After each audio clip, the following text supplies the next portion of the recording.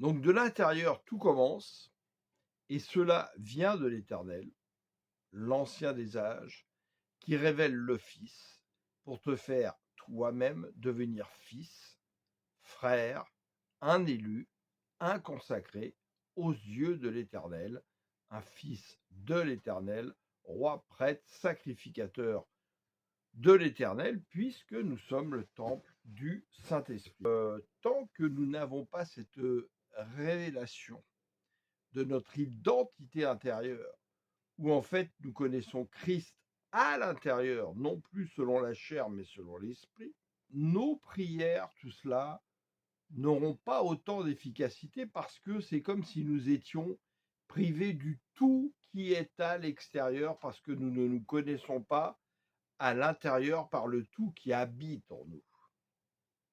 Alors attention au conformisme du plus grand nombre. Jean 7, 24, c'est Jésus qui parle. Cessez donc de juger selon les apparences et apprenez à porter des jugements conformes à ce qui est juste. Or lui, le Christ, ne cherchait pas l'acclamation des hommes, comme Paul nous le rappelle. Cherchons à être acclamés par Dieu, pas par les hommes. Et combien aujourd'hui cherchent toujours à être acclamés par les hommes? Cherchent la gloire des hommes et non pas celle de Dieu. Quel est ce vieux proverbe qui dit « l'habit fait-il le moine ?» Jésus n'avait qu'une seule tunique. Venait-il prêcher comme la plupart d'aujourd'hui, avec un beau costume, une montre en or, etc., etc. Tadam! Waouh! Est-ce que parce que j'ai mis mon costume, ça change quelque chose là? On va voir. D'accord? On lit Matthieu 9.